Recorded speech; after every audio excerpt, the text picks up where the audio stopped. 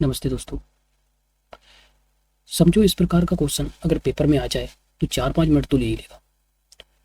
अगर हम इसको विस्तार तरीके से करेंगे तो 4-5 मिनट ले लेगा, तो हम इसको विस्तार से नहीं, एक शॉर्ट तरीके देखेंगे जिससे मात्र इसको 10 सेकंड में किया जा सकता है।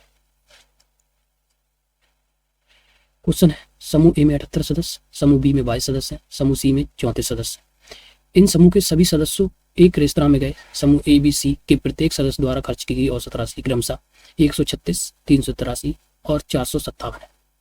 तो प्रति सदस्य द्वारा खर्च की गई राशि पूछ रहा है कितनी होगी। तो हम ये देखेंगे, पहले तो समूह ए में 78 सदस्य हैं, तो हम 78 को लिखेंगे।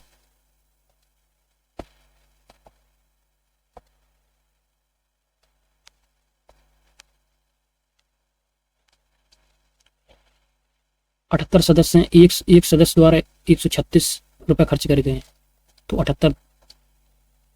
78 द्वारा आपस में गुणा कर देंगे।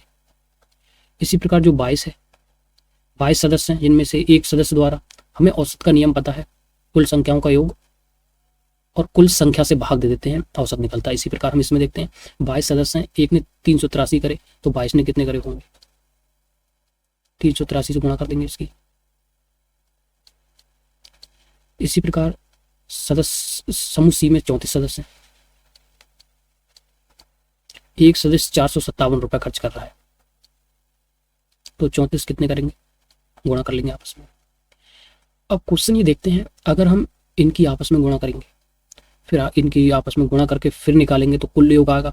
तो कुल योग में से फिर हम क्या करेंगे, जो समूह में कुल सदस्य देखेंगे, जैसे 78, 22, 34 भाग करेंगे तब औसत आए। तो ये इतना लंबा हो जाएगा कि इसमें अगर एक भी गलती होगी तो क्वेश्चन, एक तो हम अपने 5 मिनट भी बर्बाद कर देंगे और क्वेश्चन का आंसर भी ना निकले, क्या फायदा। तो हम एक ऐसे तरीके देखेंगे, हम ये देखेंगे कि इन सब में इकाई का अंक क्या होगा। तो हमने देखा 8 की गुणा, जैसे 6 8 48, तो इकाई का अंक 8 आ गया।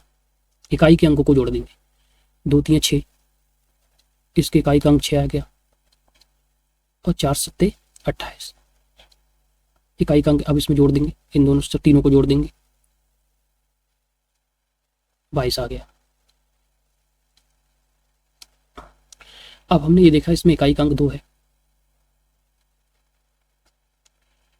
हमें ये पता है किसी भी संख्या का अगर हमें औसत निकालना है तो कुल संख्याओं का योग निकालेंगे और कुल संख्या जितनी है उससे भाग करेंगे।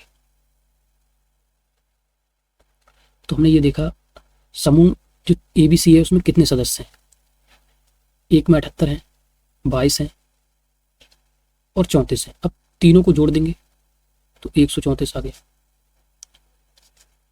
ये व्यक्तियों की संख्या है 134। अब ये देखेंगे जो औसत पूछ रहा है, तो इतने में औसत होगा। इन 134 व्यक्तियों का इन चारों विकल्प में कोई औसत होगा।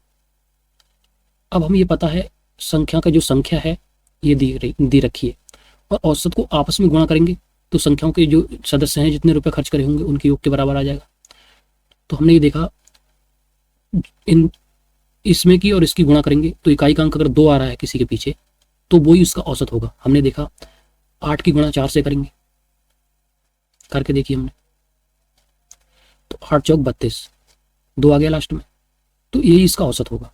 और देखते हैं हम मिला के 4 की गुणा 6 से करेंगे, 4 6 24 आएगा, जो कि इसमें नहीं है, इकाई का अंक 2 ही आना चाहिए, तभी ये सरल हो सकता है।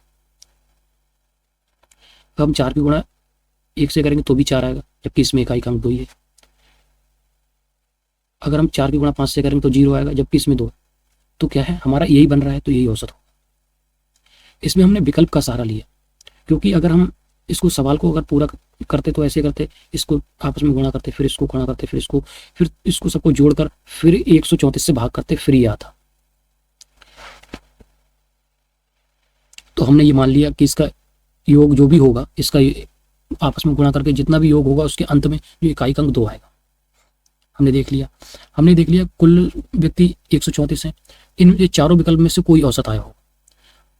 अब ये सदस्यों की संख्या जितनी भी है, कोई भी औसत से इनमें अगर गुणा करते हैं एक कर, जिसके अंत में अगर इकाई का अंक 2 आ रहा है, समझ लीजिए वही उसका औसत है। तो हमने इसमें बारी बारी से आपस में गुणा करा, तो पहले ही वाला हमने इसमें आपस में गुणा करने के बाद 2 ही आया, तो यही इसका विकल्प है। उम्मीद करते हैं हम इतना लंबा चौड़ा करने की जरूरत नहीं है, पेपर में इस तरह का क्वेश्चन आए तो हमें कुछ थोड़ा सोच के पहले एक बार देख लेना चाहिए कि क्या हो सकता है, क्योंकि हम अगर इसको करते लग जाते कि इसकी गुणा करते तो ये बहुत समय लेता। हो सकता था गुणा में या भाग में कोई गलती भी हो जाती तो पूरा क्वेश्चन भी खराब हो जाता और हमारे 5 मिनट भी खराब हो जाते।